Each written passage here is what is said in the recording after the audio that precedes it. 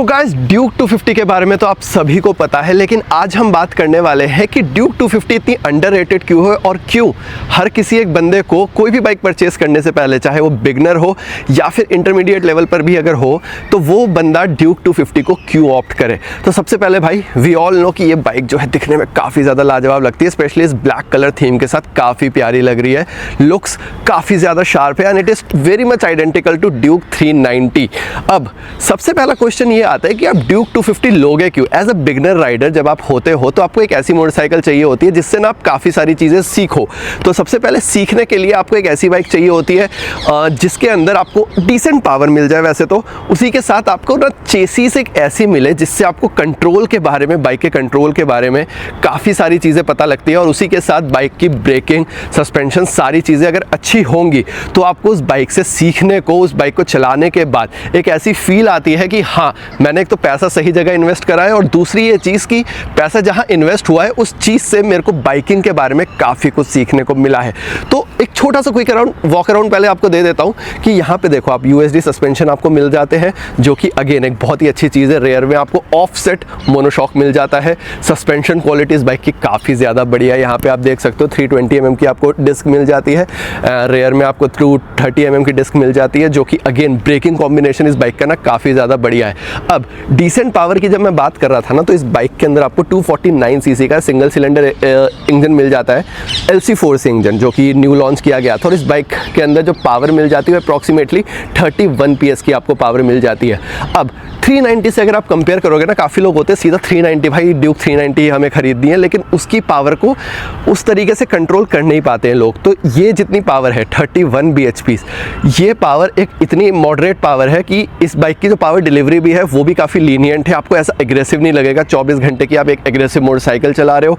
इसको कंट्रोल करना काफ़ी ज़्यादा ईजी हो जाता है, और अगर आप बिगनर राइडर भी हो ना, उसके हिसाब से भी आप इस बाइक को काफ़ी ज़्यादा इंजॉय करोगे। आपको हमेशा कॉशियस नहीं रहना कि भाई इस बाइक का अगर मैंने थ्रॉटल घुमाया तो ये एकदम से निकल जाएगी। इसीलिए मेरे को ड्यूक 250 पर्सनली काफ़ी ज़्यादा बढ़िया लगती है पावर के मामले में।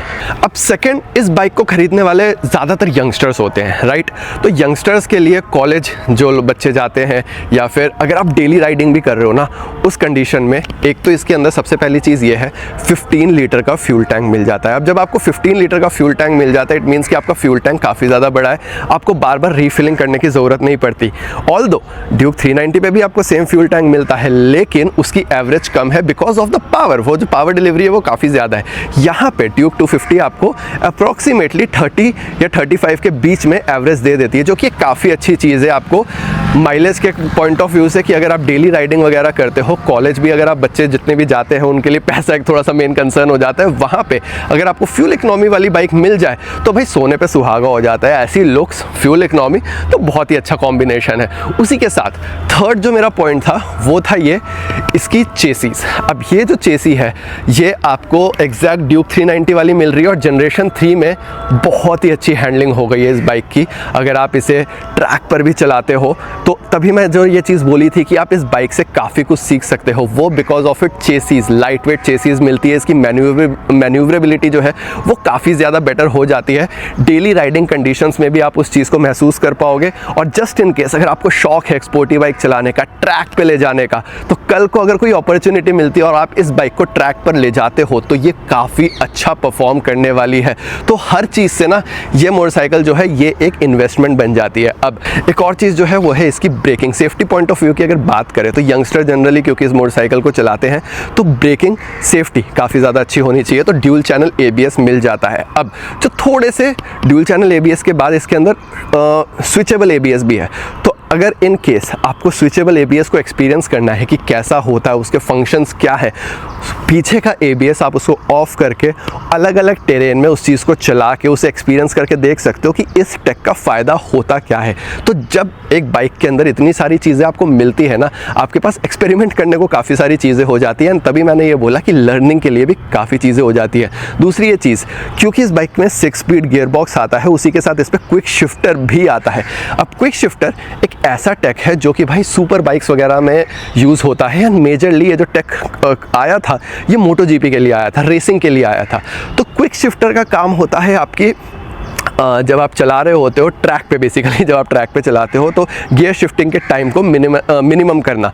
वहीं पे अगर ऐसी बाइक के अंदर आपको क्विक शिफ्टर मिल जाए तो अगेन वही चीज़ आप एक्सपीरियंस कर सकते हो कि भाई वहाँ पे उस चीज़ का यूज़ कैसा होता होगा। तो ऐसी बाइक के अंदर अगर वो टेक मिले तो अगेन एक लर्निंग आपके लिए बन जाती है। एक इसकी एक और अच्छी चीज़ है और वो है इसकी सीट। और शॉर्ट राइडर भी अगर आप हो ना तो उसके हिसाब से इसकी जो सीट हाइट है वो काफ़ी बढ़िया है। आपके जो पैर की रीचेबिलिटी होगी वो काफ़ी अच्छी हो जाएगी। तो आपको डेली मैन्यूवरेबिलिटी अगर सिटी के अंदर आप चला रहे हो जिसमें थोड़ी सी परेशानी होती है उसमें आप इसको काफ़ी अच्छे से मैनेज कर लोगे। प्लस अगर आप हाईवे वगैरह पे जा रहे हो, पहाड़ वाले रोडों पे अगर आपको जाना है तो वहाँ पर भी आप इस बाइक को ईजिली मैनेज कर लेते हो। एक और सबसे बढ़िया चीज़ है वो है इसका वेट। ये मोटरसाइकिल वे करती है सिर्फ 162 kgs। तो अगेन जो मैंने बोला था हैंडलिंग के बारे में, वहीं पे ना वेट जो होता है वो काफ़ी मेजर रोल प्ले करता है, स्पेशली सिटी हाईवे राइडिंग पे तो बहुत ही ज़्यादा। तो उस हिसाब से इस बाइक की जो मैनेजेबिलिटी है वो काफ़ी ज़्यादा बढ़िया हो जाती है। अब इस बाइक की अगर मैं कॉस्टिंग की बात करूँ तो GST 2.0 आने के बाद इसका प्राइस थोड़ा सा कम हुआ था, 2.45 लाख रुपीज़। तो मेरे हिसाब से अगर आप देखो कि 250 सीसी के हिसाब से ये बाइक क्या क्या चीज़ें ऑफ़र कर रही है और जो लोग बाइकिंग कम्युनिटी में आना चाह रहे हैं, अपनी पहली स्पोर्ट्स बाइक खरीदना चाह रहे हैं, उनके हिसाब से ये काफ़ी बेटर ऑप्शन बन जाता है। सो कैसी लगी आपको ड्यूक 250 कमेंट करके बताओ। चैनल को लाइक शेयर सब्सक्राइब ज़रूर से कर देना। मैं मिलता हूँ आपको नेक्स्ट वीडियो में। Till then stay tuned.